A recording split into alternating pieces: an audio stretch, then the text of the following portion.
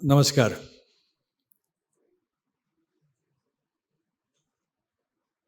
सूक्ष्म रूप से उपस्थित श्री गुरु बालाजी, श्री राम पंचायतन,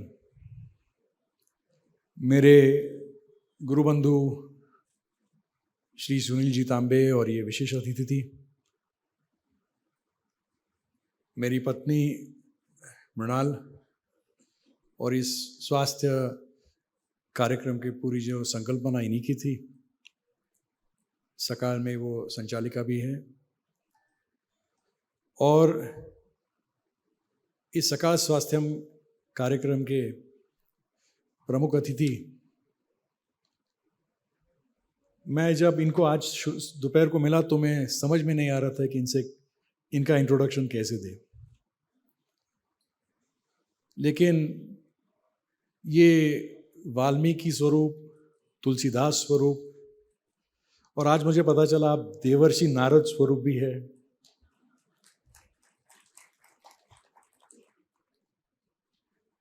कविराज डॉक्टर कुमार जी विश्वास,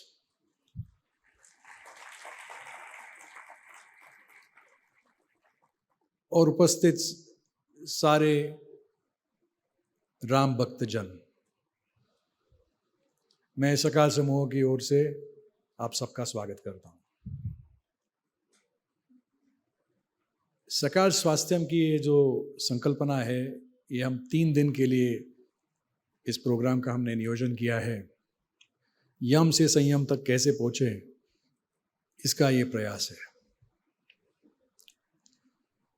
स्वास्थ्य की जो व्याख्या है, श्री गुरु ने हमें तो सिखाई थी आयुर्वेद से। समदोष, सारे जो ये वात पित्त कफ जो दोष है उसे संतुलित कैसे किया जाए। समाग्निश्च, गुरु जी की अग्नि की व्याख्या है कि हार्मोनल बैलेंस, और अंदर जो हमारे अग्नि की जो प्रणाली है उसे संतुलित कैसे रखे। समधातु मलक क्रिया, सारे जो हमारे धातु है उसे संतुलित कैसे रखे, मलक क्रिया कैसे संतुलित हो। अगर हम ये करते हैं तो प्रसन्न आत्मेन्द्रिय मनः स्वस्थ इत्य नधी यते, तो आत्मा, मन और चित्त हमारा प्रसन्न तो होगा ही, लेकिन ये करे तो कैसे करे। हमने तो सुना है कि युगेन चित्तस्य पदेन वाचाम मलम चरितस्य च वैद्यकेन योपाकरोत्तम प्रवरम मुनीनम पतंजलिन प्रांजलिनानतोस्मि। योग की शुरुआत करते समय हम ये कहते ही महर्षि पतंजलि के बारे में नमन करते हैं, लेकिन अगर ये करना है तो क्या करना चाहिए। कविराज, हमने ये जो श्री राम विश्व पंचायत की जो मूर्ति है, तो हम ये व्यासपीठ का नाम तो लेते हैं, लेकिन व्यास मुनि को हम भूलते हैं। तो हमने पहले इसकी पूजा की, और पूजा इसके लिए की हमने क्योंकि पूजा दिशु अनुरागः इति पाराशर्य, तो पाराशर वेदव्यास के जो पिता थे, उनके यानी वेदव्यास ने खुद ही ये कहा, तो पूजा से तो हमें शुरुआत करनी है। और क्यों करनी है? ये कर्मकांड के लिए नहीं किया। इससे जो हम जब इनका अभिषेक कर रहे तो हमारे शरीर का भी अभिषेक कर रहे, ये भान रखना है कि ये कर्मकांड के लिए नहीं था, और जो प्रेम भक्ति है उस भावना से ही हमको करना है। तो इससे शरीर शुद्धता होती है, तो शरीर स्वास्थ्य रखना है तो ये पूजा की तो आवश्यकता है ही। आप तो कविराज है, आज आपका कथा सुनने के लिए हम सब बेचैन है।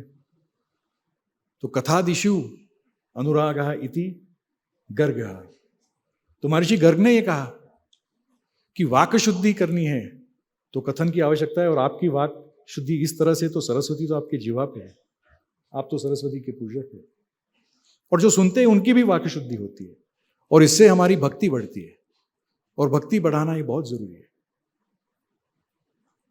आत्मरीति अविरोधिना इति शांडिल्य, महर्षि शांडिल्य ने कहा कि ध्यान से, आत्मचिंतन से मन की शुद्धि। तो इस सारे स्तरों पे हमको काम करना बहुत ज़रूरी है। समाज में जो आज जो एक परिस्थिति निर्माण हुई है, समाज में, हमारे कुटुंब में, वैयक्तिक स्तर पे, तो इस सारे स्तरों पे हमको काम करना बहुत ज़रूरी है। हम तो ये अभी सुनाई दे रहा है, मीडिया के लाइन में है, और मीडिया का हमारा जो दैवत है वो देवर्षि नारद ही है। और देवर्षि नारद का जो उनकी अहम भूमिका है वो है कि जो ब्रह्मज्ञान है वो सारे त्रिलोक में वो बांटते बैठते, और आप भी वही कर रहे हैं। इसके लिए मुझे देवर्षि नारद का आपका स्वरूप मुझे आप में नजर आया। त्रिलोक में उनके दोस्ती है, कहीं पे भी जाते हैं और आदर और सम्मान होता है। और हम मीडिया वाले और कभी कभी आप भी देवर्षि नारद की तरह ऐसी चाबी लगाते हैं कि अधर्म का विनाश तो निश्चित है, और जो धर्म के बाजू में है उसी रास्ते से चलाने को हमको सिखाते हैं।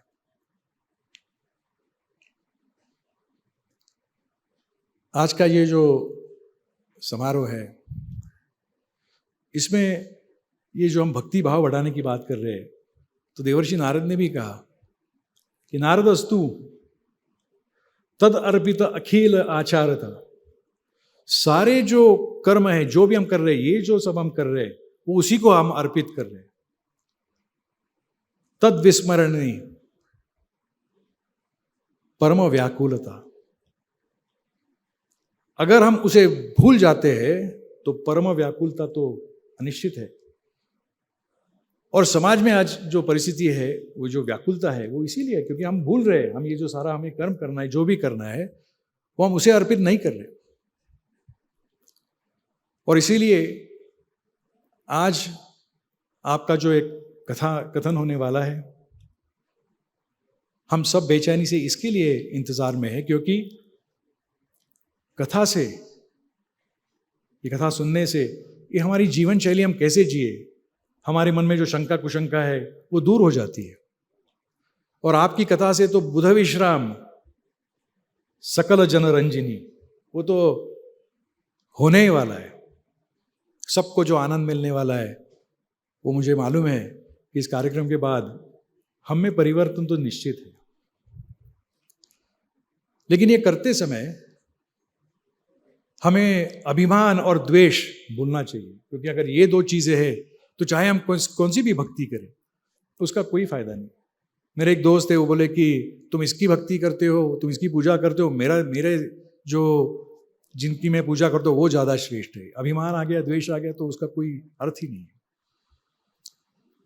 आज यहाँ मेरे गुरुबंधु सुनील जी है, उनसे मैं दरख्वास्त की कि आप एक श्री राम की भजन और ओंकार का जप करना बहुत ज़रूरी है, क्योंकि पूजा का उल्टा तो जापू है, तो जप करना तो है ही, और ओंकार को तो जो हम नहीं करेंगे तो ये वातावरण निर्मित ही नहीं होगी, और इसीलिए ये बहुत ज़रूरी है। आखिर में सिर्फ मैं इतना कहना चाहता हूँ कि श्री गुरु बालाजी और प्रभु रामचंद्र के चरणों में मैं ये प्रार्थना करता हूँ कि सारे समाज में, विश्व में, सबके यहाँ जो उपस्थित कुटुंब, हर एक व्यक्ति को सुख, समृद्धि और शांति की ओर ले जाने के लिए वो जो अंतिम फल है, जो अंतिम मन की अवस्था है, परम प्रेम स्वरूप, अमृत स्वरूप, ये अवस्था निर्माण करने के लिए हमें वो आशीर्वाद दे। और मैं यही कहूँगा कि आज की ये शुरुआत है, लेकिन आप और ये जो हमने तय किया है कि ये हमारा जो रिश्ता है, बहुत सारे हमें काम करने, कार्य करने हैं, ये तो शुरुआत हुई है। मैं बस यही प्रार्थना करके मेरे वाणी को मैं विश्राम देता हूँ। धन्यवाद। जय श्री राम।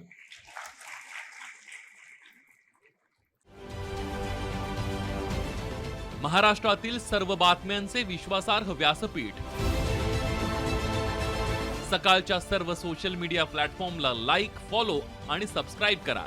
तसंच सर्व नोटिफिकेशनसाठी बेल आयकॉन प्रेस करायला विसरू नका।